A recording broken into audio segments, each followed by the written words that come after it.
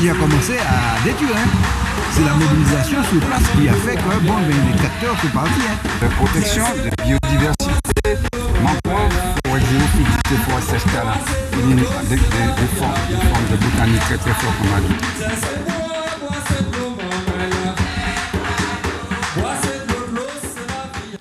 Bonjour tout le monde, c'est Fanny Wa avec vous pour Un Semaine et puis la Sopama. Donc la semaine dernière, nous avons comme invité Monsieur Patrick Mongein, qui est géobiologue, donc je lis mes notes pour ne pas me tromper, et qui nous a parlé des antennes relais, des ondes électromagnétiques, de micro-ondes et des effets néfastes sur la santé. Et aujourd'hui, comme invité, nous avons un autre Patrick, donc il s'appelle Patrick Maréchal. Bonsoir. Bonsoir. Oui, je dis bonsoir parce qu'en fait, l'émission, c'est le vendredi à 17h et puis bon, la rediffusion le mardi à 9h. Voilà. Pas de problème. Voilà. Donc en fait, aujourd'hui, nous allons parler d'écologie, de tous les dégâts qui sont faits par les êtres humains, on va dire que ce sont les êtres humains avant tout, hein, sur notre environnement, sur nos écosystèmes. Et donc, en fait, on vous a invité aussi parce que vous aurez aussi la Sopamar aura une conférence sur les véhicules électriques. Les véhicules électriques dans le contexte énergétique martiniquais. Voilà. Donc, entre la semaine dernière avec Patrick Mongein et aujourd'hui Patrick Maréchal, on reste toujours justement dans les ondes, mais aussi dans tout type de pollution et des dégâts sur l'environnement. Enfin, c'est surtout, moi je voudrais partir sur le fait qu'on est entré de plein pied dans une crise systémique majeure, telle que l'humanité... Mondiale. Oui, mondiale, telle que l'humanité n'en a probablement jamais vécu. Et cette crise systémique, elle a plusieurs facettes. Alors on parle souvent du réchauffement climatique, mais il n'y a pas que ça.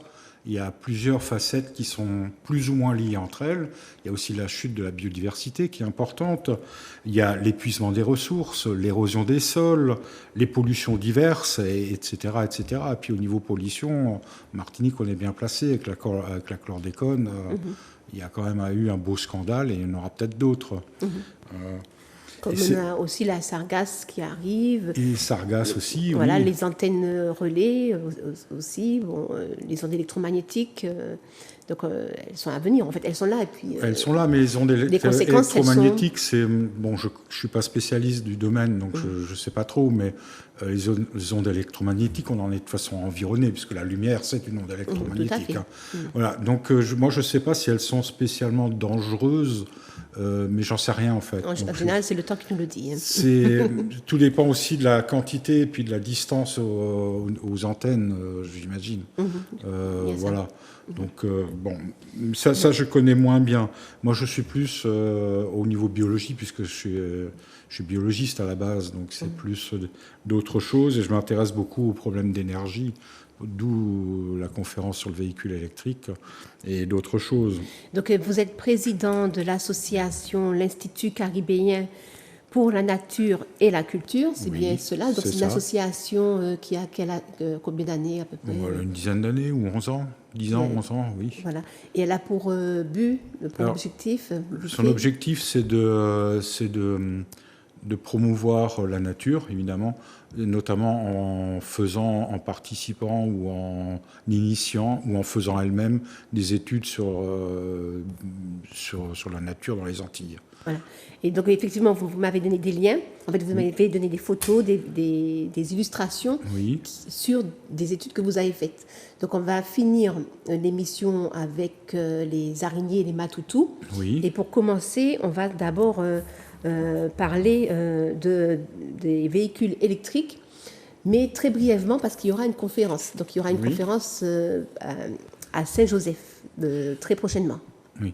En fait, l'histoire, c'est que donc on est dans cette crise systémique et d'abord, il faudrait savoir pourquoi on y est. Et ça, il faut bien se rendre compte que ça fait des décennies que la classe dirigeante refuse d'écouter la science. Elle ignore la science, elle nie les données factuelles, elle piétine les scientifiques et ils tordent la réalité pour tenter de l'adapter au mieux à leur idéologie, au pire à leurs petits intérêts privés. Et ça fait des décennies que ça dure. Il ne faut pas oublier que la première alerte internationale, c'est le rapport Meadows, c'est 1972. Ça fait 51 ans maintenant. Et si ce rapport a eu lieu, c'est qu'il y avait déjà des préoccupations. Et depuis 90, il y a les rapports du GIEC régulièrement, dont ils se foutent éperdument. Il y a les rapports de l'Organisation mondiale de la météorologie. Il y a les rapports du WWF, etc., etc., etc. Donc on ne peut pas dire qu'on ne savait pas. Mais c'est la classe dirigeante qui organise la société et qui depuis des décennies, donc, fait fi de tout ça. Maintenant, ça ne veut pas dire que nous, on n'a pas notre responsabilité aussi, parce qu'on laisse faire. Et quand on demande à se mobiliser, on n'a pas grand monde, c'est toujours les mêmes personnes, que ce soit au niveau international. Et on parlait tout à l'heure de la troisième marche du climat, qui avait rassemblé au niveau international 500 000 personnes, c'est rien. On fait le double sur les choses. 8 milliards, c'est ça, sur 8 milliards maintenant, 8 milliards depuis novembre d'êtres humains sur Terre. 500 000 personnes, c'est rien. On était 250 ici en Martinique. Et alors que quelques jours après, au Boucan de la Baie, on était des milliers. En 2018. C'était en 2018, oui. Donc on a aussi notre responsabilité parce qu'on ne se mobilise pas et on ne fait pas pression comme on devrait le faire. Et on n'a pas, je pense, Oui. qu'on n'a pas à faire pression, puisque normalement, dans des sociétés dites démocratiques, par exemple comme la France, le peuple met au pouvoir des élus à qui il fait confiance. Oui. Les élus, il y a l'élaboration des lois, voilà. Et puis, normalement, c'est à ces élus-là de faire tous les efforts. C'est à eux qu'on a donné. Oui, mais on délègue notre pouvoir à des élus, de respecter, notamment des députés. Mais c'est à nous aussi de faire pression sur ces gens-là pour qu'ils fassent ce que nous, on veut qu'ils fassent. Alors, c'est pas facile, hein. On voit avec les retraites en ce moment, personne n'en veut. Et pourtant, ils font tout pour la passer quand même, cette loi. Voilà. Donc, c'est pas évident. Mais si on ne se mobilise pas, de toute façon, c'est eux qui gagnent à chaque fois. Et même lorsqu'on se mobilise, je prends l'exemple pour la chlordécone. Hein. Oui. Il y a eu les plaintes, il y a eu de grandes mobilisations sur le terrain avec les différentes associations, syndicats et tout. Et c'est pas pour autant qu'on est entendu, puisque aujourd'hui nous avons affaire à un non-lieu. Donc ils sont en train d'innocenter les empoisonneurs. Un non-lieu n'innocente pas, quand même. D'un point de vue juridique, c'est pas... Mais c'est ça, en fait. Voilà, c'est juste... Mais c'est ça, voilà, c'est innocenter parce que si réellement ils considéraient qu'il y avait un problème, qu'il y avait un réel empoisonnement, ils les auraient condamnés, on n'aurait pas eu de non-lieu. Alors, je ne connais pas assez la loi. Bon, ce n'est pas l'émission d'aujourd'hui. Voilà. Donc c'est scandaleux, il n'y a pas de problème. Mais je ne connais pas suffisamment le problème pour en parler. Je risque de dire des bêtises, quoi. Mais on parlait justement en fait que notre rôle en tant que membre du peuple, c'est de tirer la sonnette d'alarme et rappeler à ces personnes-là qui sont au perché, écoutez-nous aussi, parce que là, on est, comme vous dites, dans une phase critique. Ah oui, là, on est rentré dedans. Hein. Là, j'écoutais hier Météo France qui annonçait que le mois de février était le 13e mois consécutif de record de chaleur. C'est-à-dire que ça fait 13 mois que chaque mois est le plus chaud depuis qu'on enregistre les températures. Pour la Martinique? Non, pour la France, en France. Okay. Pas pour la Martinique, en France. Mais ça fait rien. Ça, c'est quand même, si c'est en France, ça veut dire qu'il y a quand même un problème général. C'est-à-dire qu'il y a vraiment un réchauffement quelque part et vraiment une perturbation. Et en Martinique, on sait, on parle toujours de 1,5 degré, etc. Mais la Martinique a déjà pris 2 degrés. Parce que quand on parle de 1,5, c'est une moyenne globale. Ça ne dit rien sur les disparités qu'il peut y avoir au niveau régional. Et la Martinique a pris 2 degrés déjà. Donc, en combien de temps? Donc depuis 1800, je crois que c'est 1850, il me semble, la date de référence. Ok.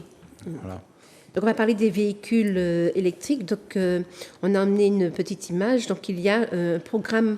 en fait, il y a un dossier de programme pluriannuel de l'énergie, voilà, le PPE, on voit Alors ça, l'affiche. c'est On a pris la un chose, c'est que extrait. Voilà. donc dans cette crise systémique, donc il y a l'aspect réchauffement climatique, et justement, au lieu de prendre le problème et de les régler, on fait tout ce qu'il ne faut pas faire ici. Ok. Et c'est pour ça que je dis je parle du véhicule électrique, parce qu'en Martinique, c'est justement ce qu'il ne faut pas faire. Voilà. Donc le véhicule électrique, c'est pas la bonne idée. Là. C'est pas dans le contexte actuel. Peut-être que dans 20 ans... Et ils disent que c'est pour donner une solution. Mais c'est pas une solution. Voilà. Non, mais eux, ils disent que c'est pour donner une Oui, solution. mais oui, pour leur porte-monnaie. Voilà, c'est ça. Parce Mais qu'il non, faut, c'est il pas faut une diminuer solution. les énergies fossiles, il faut Mais diminuer la justement, pollution, ça ne diminue etc. pas, puisqu'un véhicule électrique, donc si je vous avais donné une image de... Oui. Donc il y avait les travaux préparatoires. Oui, Donc, qui à la déjà donc, avant le PPE, donc c'était des travaux préparatoires faits par les scientifiques et qui n'ont pas été suivis par les politiques. Puisque dans ce travail préparatoire, ils disaient déjà que le véhicule électrique, ça n'avait pas de sens en Martinique. On va voir les images. Donc, Oui, si vous voulez, oui. Donc l'image 1, les travaux préparatoires à la page 41. Donc c'est un dossier qu'on peut quand même consulter. Ben, c'est Voilà. téléchargeable sur le site de l'ADEAL ou le site Voilà. de la CTM en principe. Voilà. Donc là, j'ai surligné les choses les plus intéressantes par rapport au véhicule électrique. Et il y a la page suivante aussi alors, j'ai du mal à lire. Oui, voilà. Mais il y a la... Voilà. On peut pas, parce que là... Ah oui, il faudrait peut-être réduire pour qu'on puisse mieux voir. Parce que la dernière... Enfin, c'est ce qui La est dans le dernière PPE, phrase. donc, qui est... donc, je ne l'ai pas sous les yeux, donc... Ah oui, Voilà. on ne voit pas Si faire autrement. elle était un peu plus réduite, ce serait intéressant. Mais qu'est-ce qu'elle dit en gros En gros, ça dit que le véhicule électrique n'a pas de sens en Martinique, en tout cas dans le contexte actuel. Dans 20 ans, on verra, mais pour l'instant, ça n'a pas de sens. Et voilà, il arrive. Voilà. Super. Vous voyez, Merci. au regard du mix actuel, un véhicule électrique rechargé sur le réseau consomme une quantité d'énergie fossile sensiblement équivalente à un véhicule thermique récent de même catégorie.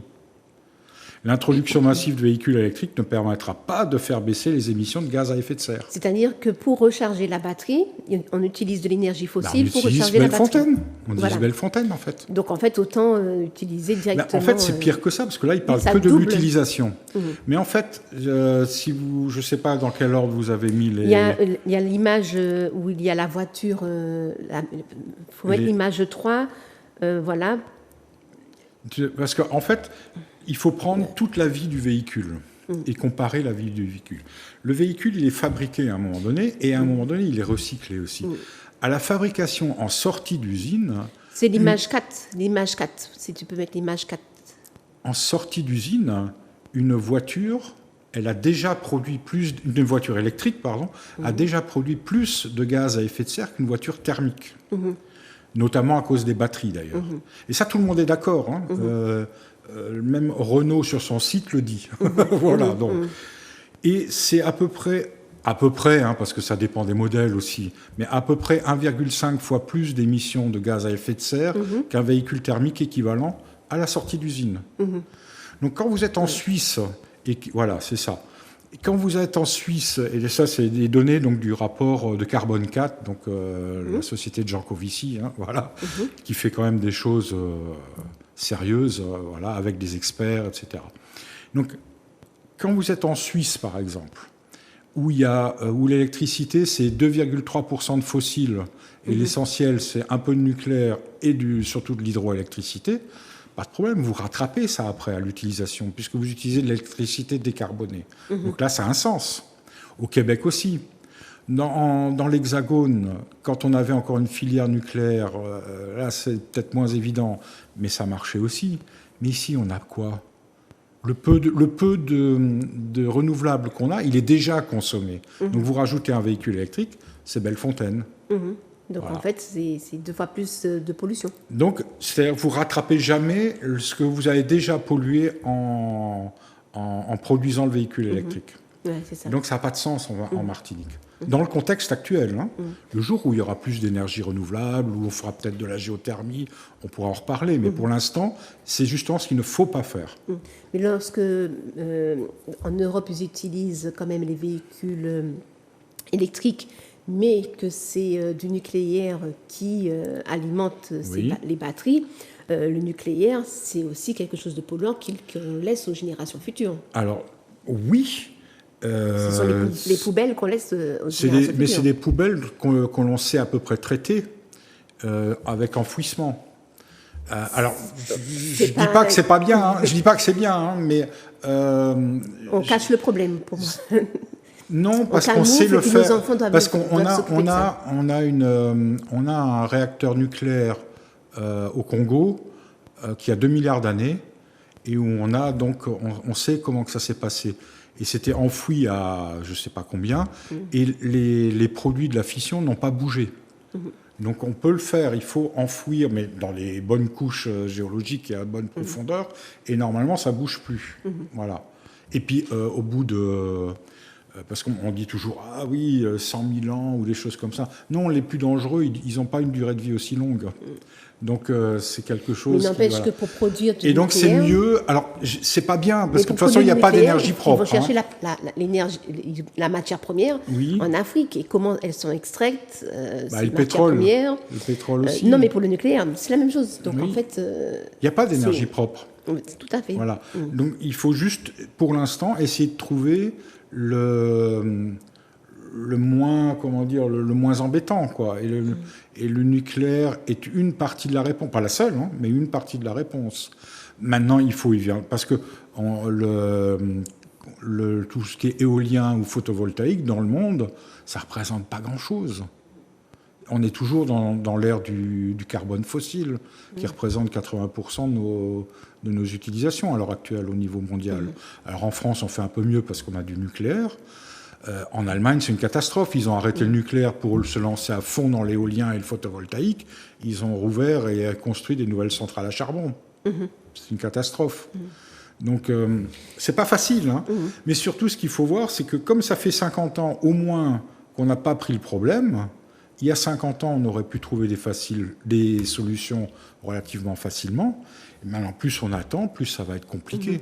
Parce qu'en plus, on a 8 milliards maintenant, alors qu'il y a 50 ans, on était peut-être plus 5 ou 6 milliards seulement. Et justement, donc, en parlant d'éoliennes et de photovoltaïque, donc on va passer maintenant au photovoltaïque. Et donc, en parlant de photovoltaïque, nous avons justement 2 problèmes en Martinique. En fait, un gros problème sur lequel nous avons, pas plus tard que l'année dernière, la SOPAMA, travaillé, c'est Bellefontaine, voilà, à Cheval Blanc. Donc, ils ont détruit une ZNIEF, une forêt. Je suis pas sûr qu'elle soit classée en ZNIEF, mais en tout cas... Ils ont détruit une forêt pour y placer des panneaux photovoltaïques au sol. Alors, ils n'y sont pas encore, les panneaux, c'est ça le pire. J'y étais aussi, j'y ai participé un peu. Je suis arrivé un peu sur le tard, mais j'ai participé. C'est moi qui ai fait le bilan carbone de l'installation avec les données qu'on avait. Parce que c'est comme par hasard, la DEAL, ils ne retrouvent plus le dossier. Et donc, l'étude d'impact, on ne l'a pas. OK. Et introuvable. Avec le CSRPN, j'avais demandé au CSRPN, sur mon initiative, le CSRPN a écrit au préfet, lettre recommandée, 16 août 2021, jamais de réponse. Comment on peut perdre des dossiers, en fait? Bon, je ne sais pas. La corbeille au bon endroit quand il tombe. Et donc, en fait, il faut aussi parler aussi qu'il y a bientôt une enquête publique aussi pour le François. Oui, donc, qu'est-ce que vous pouvez dire là aux Martiniquais, justement par rapport à ces panneaux photovoltaïques? Alors, il y a plusieurs choses. D'abord, le photovoltaïque, c'est une partie de la solution. On est d'accord là-dessus. Alors, ça ne réglera pas tout, clairement pas, mais c'est une partie de la solution. Donc, il faut en faire. Mais il ne faut pas en faire n'importe comment. Alors, il y a France Nature Environnement qui a fait un gros dossier sur le photovoltaïque. Donc, j'ai l'image. Donc, c'est l'image... Voilà, c'est ça. Avec 7 points qu'il faut bien voir. Et le point 1, et dans ces points-là, il n'y en a aucun qui est respecté au François ou à Bellefontaine. À Bellefontaine. Parce que Bellefontaine, c'est pas fini. Hein.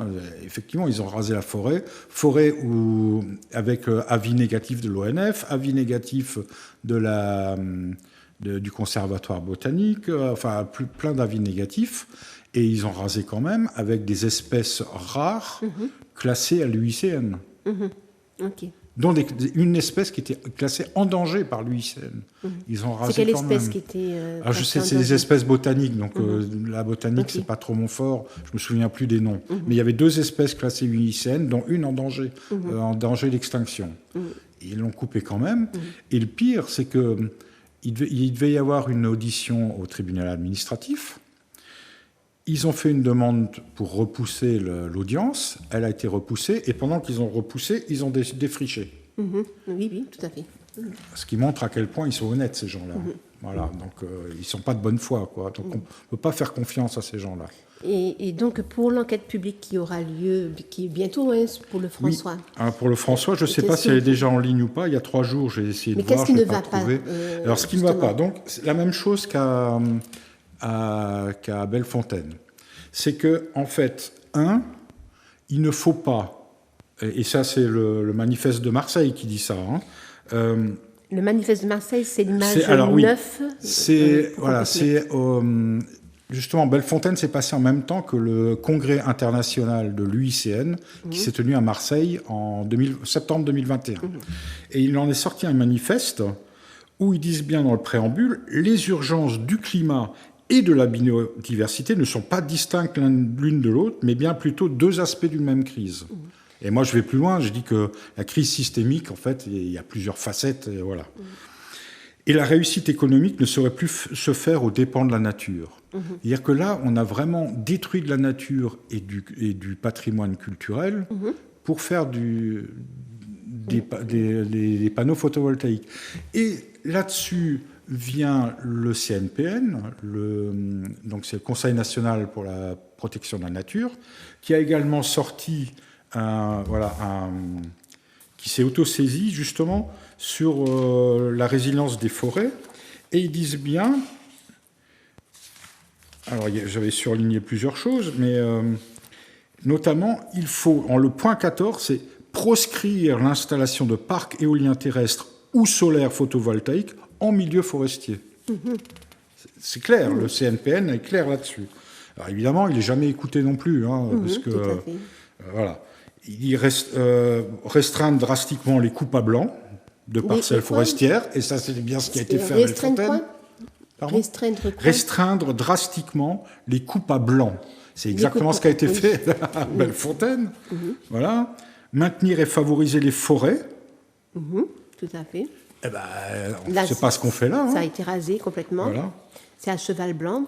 Et dans le cadre de la stratégie nationale des aires protégées, donc il y a une stratégie nationale des aires protégées, accroître les superficies des espaces forestiers. Donc, c'est-à-dire... On fait tout le contraire. Planter ou étendre la forêt. Voilà, au lieu de couper. Et il précise bien ne pas mettre de photovoltaïque. Et là-dessus, il y a le rapport du Sénat qui est sorti. Et rien n'est respecté. Rien n'est respecté. Et le rapport du Sénat, alors je ne l'ai pas lu complètement parce qu'il fait 400 pages. Voilà, donc je n'ai pas eu le temps, et surtout qu'il est sorti en 26 octobre 2022. Donc sur relatif à la production d'énergie renouvelable, qui va aussi dans ce sens, qu'il faut faut laisser la nature tranquille, quoi. Et la solution, c'est les toitures. Tout à fait. Et les espaces déjà anthropisés, c'est ce que dit France Nature Environnement, les parkings. Tout à fait. Pourquoi est-ce qu'on ne fait pas des fermes solaires sur les parkings? En plus, ça ferait de l'ombre, et on n'aurait pas, ça ferait double, puisque quand vous allez faire vos courses à Carrefour ou à Hyper U ou n'importe, votre voiture elle est au soleil. Quand vous revenez, vous mettez la clim à fond. Donc vous consommez de l'énergie. Donc s'il y a des panneaux photovoltaïques. Des panneaux photovoltaïques, vous êtes à l'ombre, vous utilisez moins de clim, donc c'est double Et bénéfice. il y a les bâtiments administratifs, il y a les terrains de Il y a plein de tennis, choses. de basket, sur lesquels on peut mettre des panneaux Voilà, photovoltaïques après au-dessus. Et c'est ça qu'il faut privilégier pour l'instant. Il ne s'agit pas de combattre le photovoltaïque pour combattre le photovoltaïque, c'est la manière dont c'est fait qu'il faut combattre. Mais s'ils le font au sol, c'est qu'ils ont tout à y gagner en réalité. Bah, ils gagnent juste de l'argent parce que c'est peut-être plus cher ou de faire ça sur un parking, je ne sais pas. En fait, j'en sais rien. L'aspect économique, je ne le connais Mais pas. de toute façon, quoi qu'il en soit, ils ne respectent pas leurs propres lois. Mais ils ne respectent pas les lois. Mais ça, d'abord, le rapport, c'est qu'un rapport pour l'instant. Hein, il n'y a pas de loi qui est sortie encore là-dessus, mais qui dit ça. Et le CNPN, c'est un conseil national, mais qui n'a qu'un avis consultatif, comme le CSRPN ici, qui est en fait l'émanation du CNPN, mais en régional. Quoi. Ce que vous disiez au départ, c'est-à-dire que les scientifiques sont régulièrement piétinés. C'est tout. Quand ça gêne personne, on a les dossiers, et quand ça gêne quelqu'un, on les voit même pas, les dossiers au CSRPN. Voilà. Donc, c'est dommage. Hein, mais, donc, il faut... donc, à la Pointe-Courchet, là, je prends les choses... Enfin, Pointe-Courchet, c'est au François. Parce qu'en tant que scientifique, j'ai ma responsabilité en tant que scientifique, parce qu'il y en a marre, quand il y a un moment, il faut taper du poing sur la table. On dit les choses, c'est jamais écouté, et après, on se retrouve avec des problèmes. Donc, j'ai ma responsabilité de scientifique, mais j'ai ma responsabilité de citoyen aussi. Il ne faut pas l'oublier, on est aussi des citoyens. Donc, sur la Pointe-Courchet, je vais me saisir du problème, et je ne sais pas ce que ça va donner, mais en tout cas, je vais monter un dossier, je vais répondre à l'enquête publique. Mais on a déjà vu aussi que, en Martinique, qu'on a déjà répondu à des enquêtes publiques. Les enquêtes publiques ont été négatives, mais malgré ça, les enquêtes publiques, elles passent, comme par exemple pour les mouillages au Carbet et à Saint-Pierre. Quoi. Donc, même si on donne un avis défavorable, l'enquêteur donne un avis quand même favorable, même si lors de l'enquête, ils ont remarqué que la population disait non.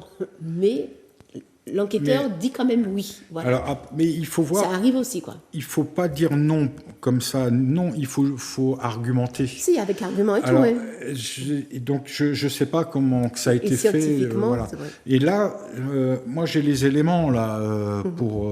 je veux dire, ça va être difficile à contrer. Et donc, je vais faire ça. Je vais voir avec la Sopamar, ils ont certainement des idées aussi là-dessus. On va essayer de faire ça et de répondre à cette enquête publique, mais de manière argumentée, sourcée, etc. Vraiment béton. On verra ce que ça va donner.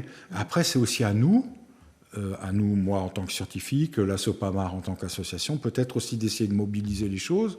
Là, j'ai la chance de passer à la télé, donc c'est aussi une manière d'en parler, de faire passer les choses, quoi, de faire et passer les conférences les idées. qu'on fera. Et les conférences, voilà. Donc,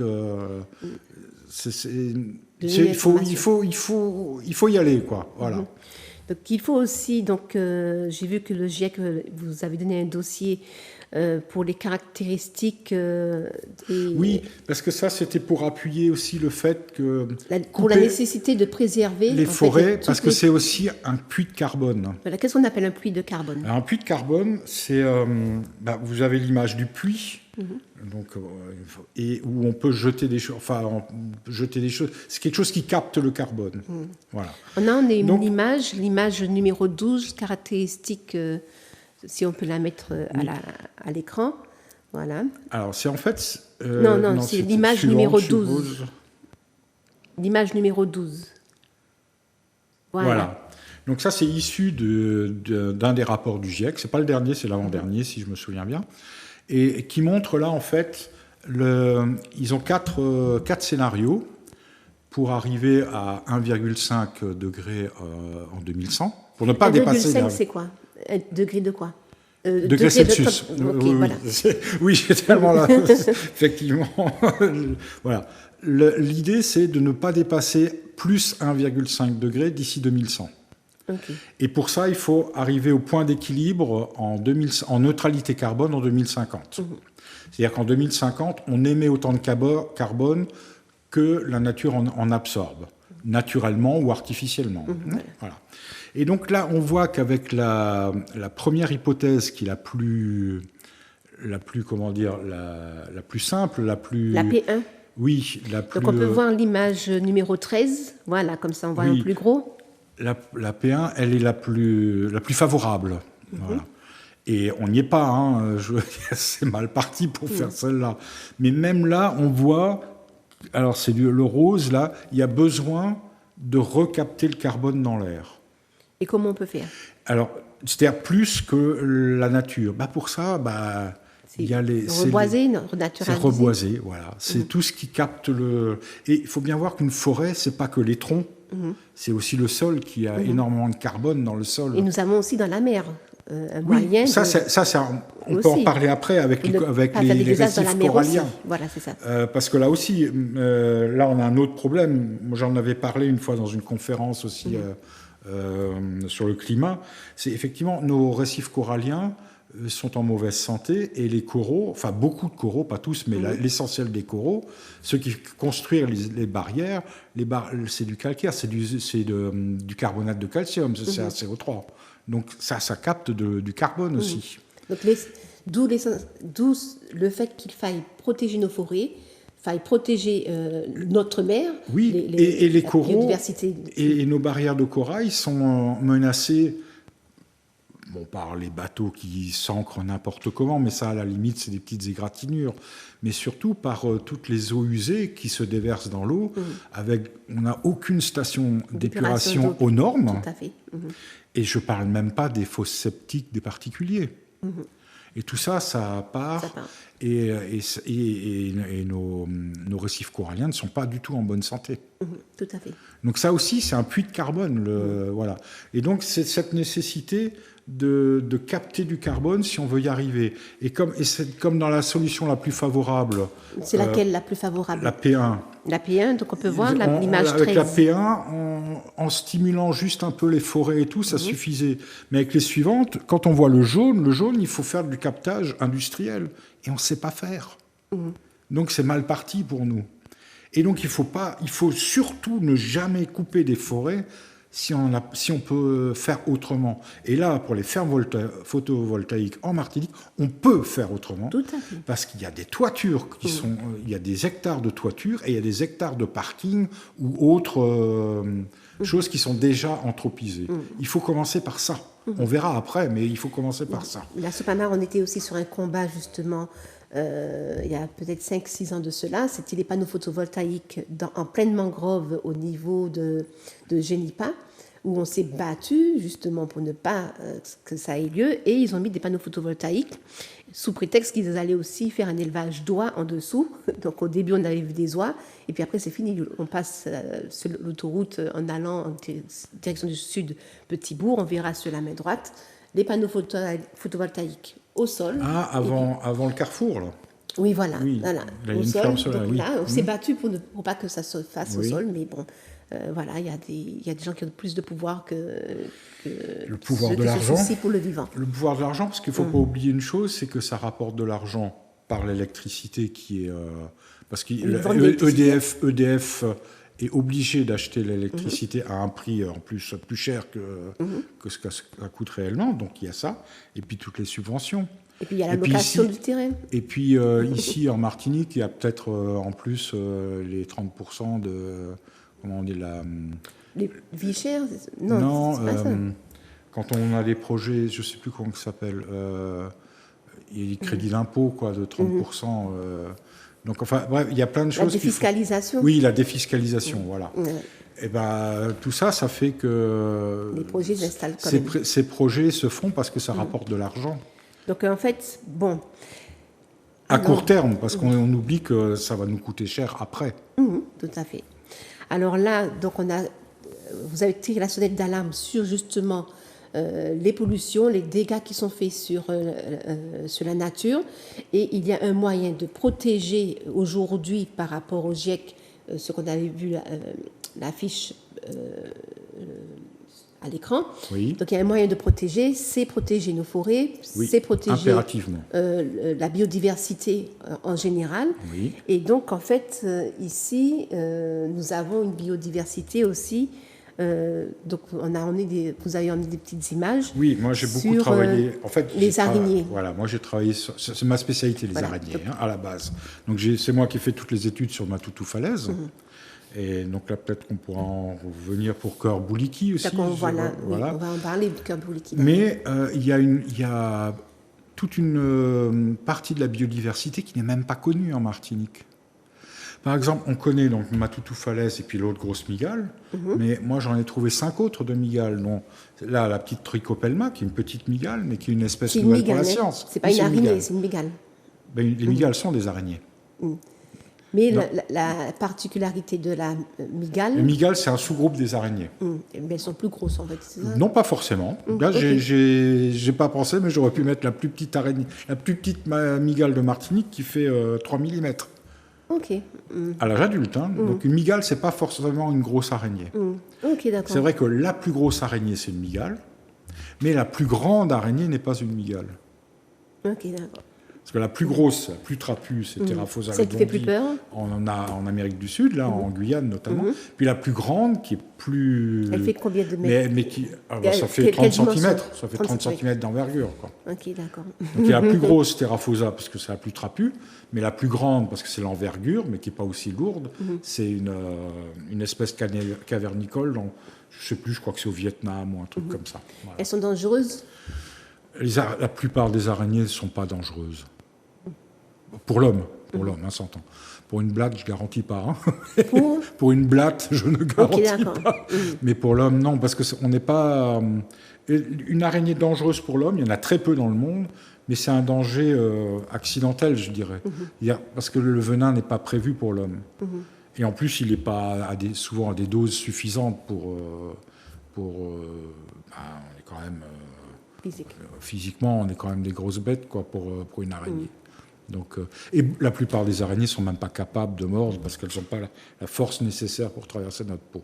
Voilà. Mais quand même, elles mordent, hein, elles injectent leur venin. Non, mais elles mordent. Nous aussi, moi aussi, je peux mordre. Mais si on ne m'embête pas, j'ai aucune raison d'aller mordre. Et ben là, une araignée, c'est pareil. Elle ne nous considère pas comme une proie.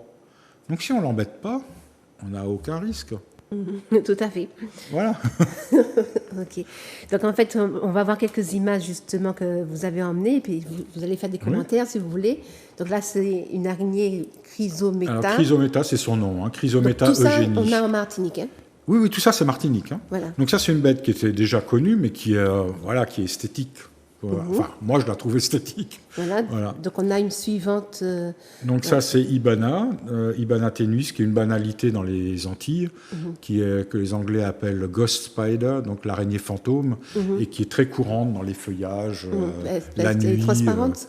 Elle est assez, quand elle est jeune, surtout, elle est blanchâtre, un peu translucide, oui. Surtout à la lampe frontale, voilà. Alors ça, c'est une araignée. Alors moi, je l'aime bien parce que alors c'est tout petit. Vous n'avez aucune chance de la voir par accident parce que c'est trop petit, il faut vraiment aller le voir. Puis dans certains milieux. Mais sa particularité, c'est qu'elle tisse donc une toile classique telle qu'on a dans l'imaginaire collectif, c'est-à-dire une toile orbiculaire. Et ensuite, en son centre, avec un fil, elle tend cette toile qui donc devient un cône. Et quand une proie passe, elle relâche le fil et hop. Ah, c'est comme Spider-Man. Oui, un petit peu, quoi. Sauf qu'elle projette le filet, mais elle reste sur le filet aussi, c'est-à-dire qu'elle se projette avec. Ok.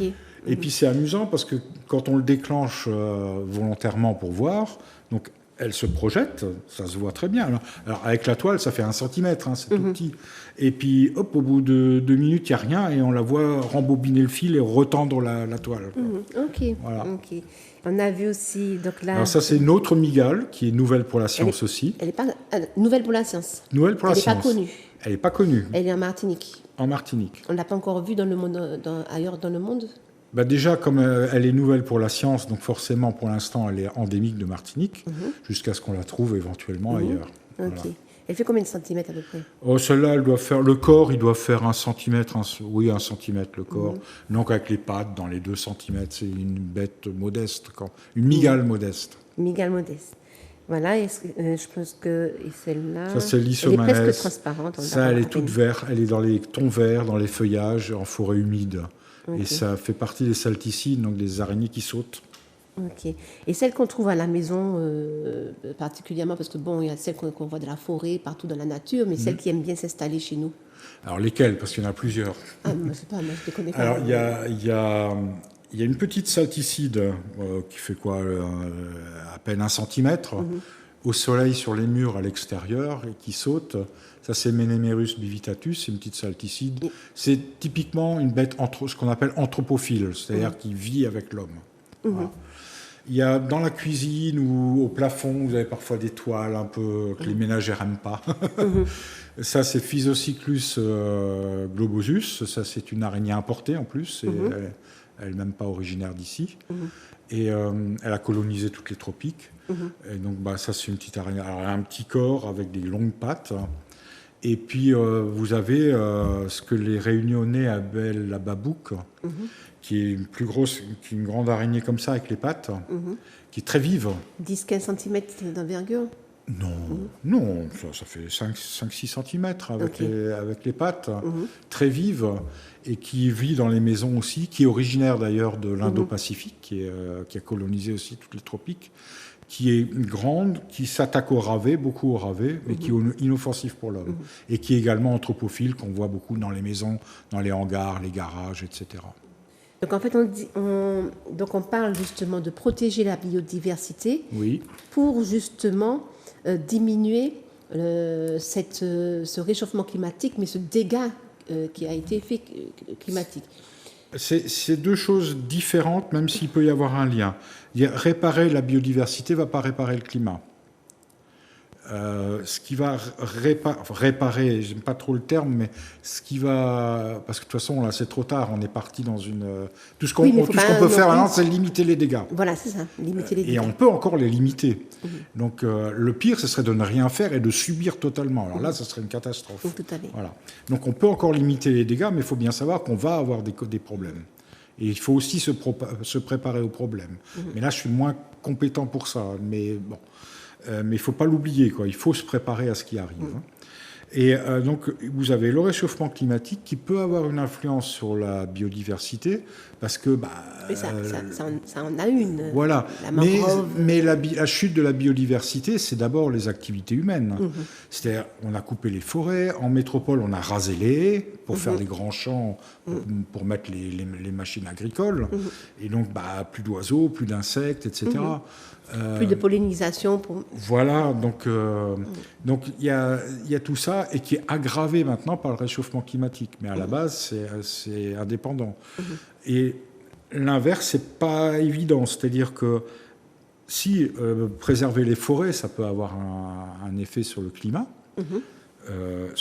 et sur la météo, parce qu'il ne faut pas oublier qu'une forêt, c'est un régulateur thermique aussi, et un régulateur hydrique. Le Sahara ne serait pas le Sahara s'il y avait des forêts. Et d'ailleurs, il y a une époque, c'était une forêt, le Sahara. Mais on n'a pas connu, nous, depuis longtemps. Parce qu'il y a les phénomènes géologiques aussi, naturels, qui font que les choses bougent. Mais c'est sur des milliers d'années. Voilà, et pas sur 200 ans comme en ce moment, quoi. C'est ça. Voilà. Donc, alors, justement, en parlant de Matoutou falaise, donc il y a des espèces qui sont protégées en Martinique. Et on avait vu une Matoutou falaise, par exemple, à Cœur-Bouliki, à Saint-Joseph.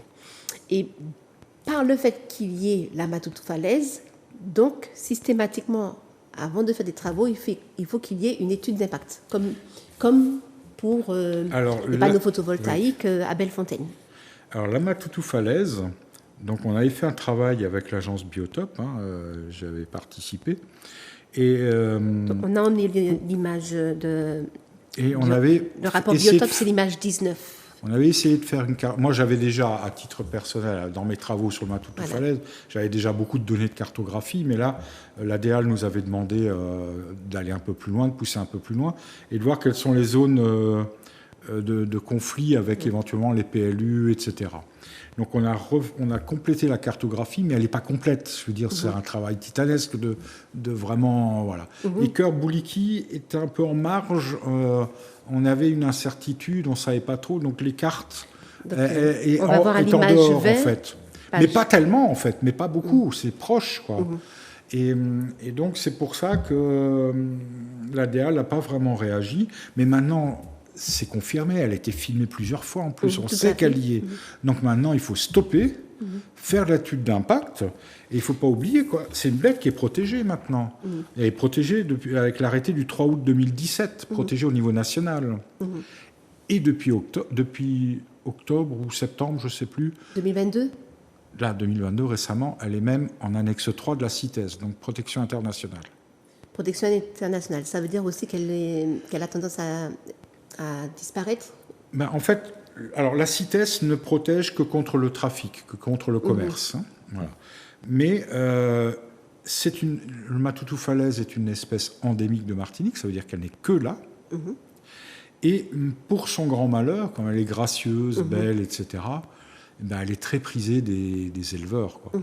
Et dans le monde entier. Ça fait des années qu'elle est dans le top 10 des araignées les plus demandées par les éleveurs. Donc il y a eu à un moment donné un trafic important. Alors je ne sais pas s'il est encore si important que ça, mais récemment, j'étais sur le terrain et j'ai noté pas sur les chemins de randonnée, hein, où effectivement il y a toujours un imbécile pour casser une toile, mais vraiment à l'intérieur, des toiles déchirées, manifestement, humainement, et quand c'est à l'intérieur comme ça, c'est quelqu'un qui est allé chercher les bêtes. Voilà. Donc en fait, on va voir l'image numéro 20. C'est une carte, justement, la carte dont vous parliez tout à l'heure là, par rapport à la présence, c'est sur la zone de Fort-de-France, Schoelcher, voilà. Donc Cœur-Bouliqui se trouve à peu près... oui, là où il y a la partie rouge. Alors ça, c'est plus en haut. C'est un peu sur la droite. Enfin, en fait, le problème de Cœur-Bouliqui, c'est que quand on y était passé à l'époque, moi je pressentais qu'elle y était, mais on l'a pas vue. Donc en science, si on n'a pas, on n'a pas. Hein, voilà. Il faut attendre qu'on ait. Donc mais quand on a fait ça, il n'y était pas. Pourquoi vous pressentiez qu'elle y était? Parce que le milieu s'y prête et parce que 300 mètres plus loin, elle y était. Ok. Ou 500 mètres plus loin, quoi, voilà. Donc je pressentais qu'il n'y avait pas de raison qu'elle n'y soit pas. Mais si on ne trouve pas, on ne trouve pas, quoi. Et donc elle est pas dans le périmètre qu'on avait défini. Mais il y avait quand même un point d'interrogation. Et moi, vu la configuration de la cartographie, etc., ça aurait été judicieux, à mon avis, de faire une étude, quoi. Mais maintenant, c'est clair. Hein. Voilà. Pour chaque projet d'aménagement, y compris un équipement léger, dans les limites et à proximité immédiate de la zone de présence potentielle, et là, on est dans une présence avérée maintenant, pas potentielle, une étude préalable avec la recherche de carabines versicolores est indispensable. Voilà. Donc, et nous avons vu dernièrement, pas plus tard que samedi, nous avons vu que 2 gros poteaux ont apparu de part et d'autre du lit de la rivière à Cœur-Bouliqui. Donc en fait, ils sont en train de faire des travaux, voilà, sans étude d'impact. Et vous pouvez voir, je dis aux téléspectateurs, une émission qu'on avait fait en direct avec Rosalie Gachette sur le Facebook, où justement on avait vu justement une matoutou falaise sous un kiosque. Elle était collée au plafond sous un kiosque. Donc en fait elle était quasiment même là où l'être humain vivait. Donc et on voit que malgré ça, il n'y a pas eu d'étude d'impact et on est en train de saccager le Cœur-Bouliqui. Normalement, en présence d'une espèce protégée au niveau national, les travaux doivent s'arrêter en principe. Là ça continue. En métropole, moi j'ai souvenir, il y a 20 ans de ça, ou je sais pas quoi, les travaux d'une autoroute qui ont été arrêtés à cause d'un petit coléoptère, protégé évidemment. Et donc, ça a été arrêté pendant, je sais pas, 1 an ou 2 ans, le temps qu'il y ait les études nécessaires, etc. Voilà. Parce que sa présence n'interdit pas d'aménager. Il faut juste savoir comment aménager, et pour ça, il faut une étude. Point, c'est tout. Faut bien. Alors évidemment, pour certaines personnes, ça peut paraître gênant parce que ça retarde les travaux, c'est peut-être des coûts supplémentaires, etc. Mais c'est aussi le prix à payer pour que nos enfants, ils aient une nature, puissent vivre correctement dans l'île et ailleurs dans le monde. C'est tout. Donc maintenant qu'elle est là, il faut arrêter.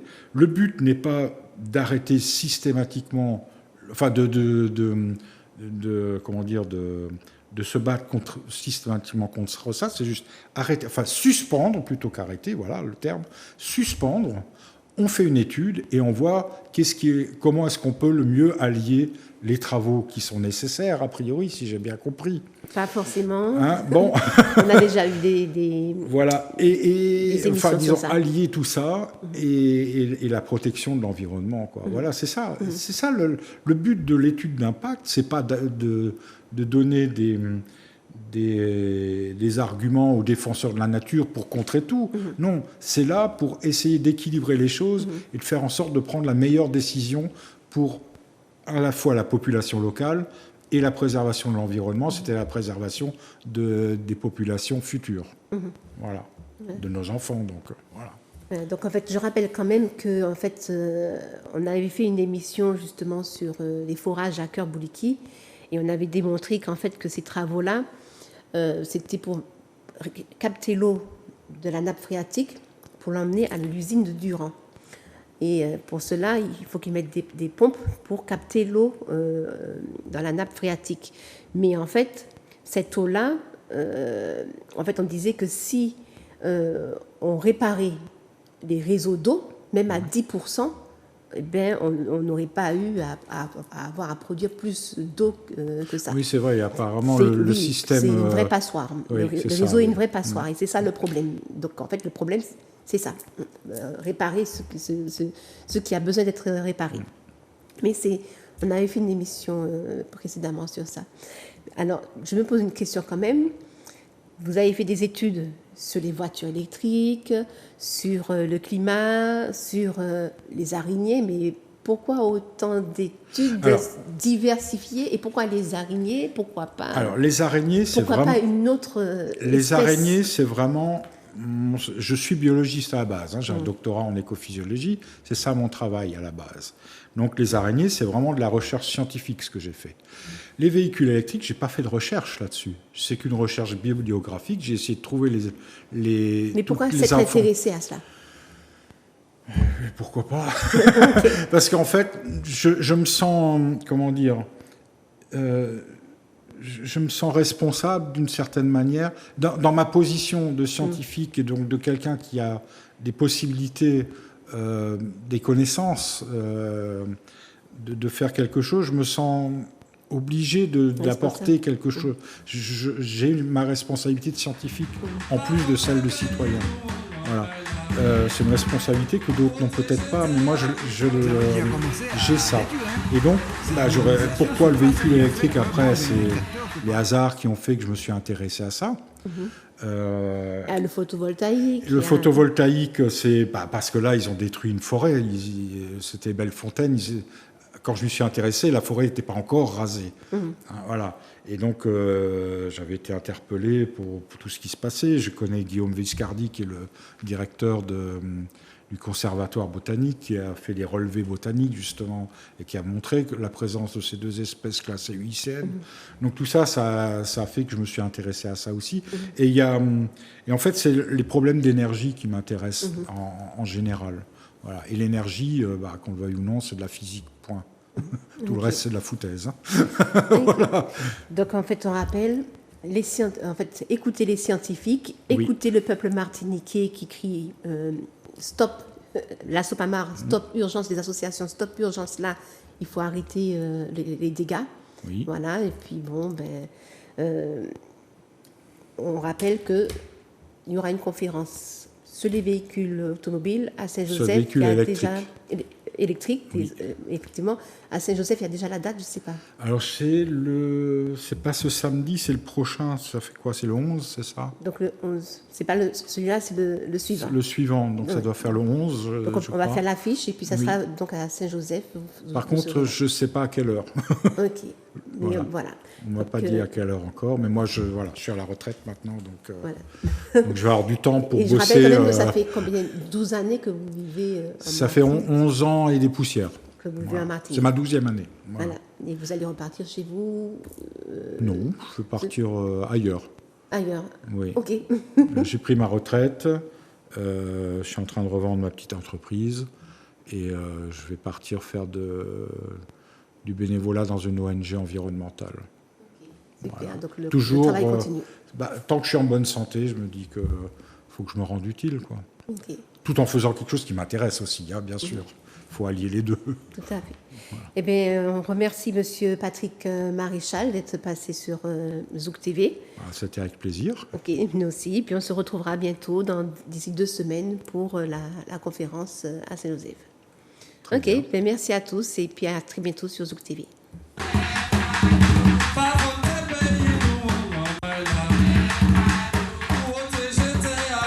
Vous avez déjà commencé à détruire. Hein. C'est la mobilisation sur place qui a fait que bon, les tracteurs sont partis. Hein. De protection, de biodiversité, mangrove, forêt géophytique, forêt sèche, des formes de botanique très très fort comme on a dit.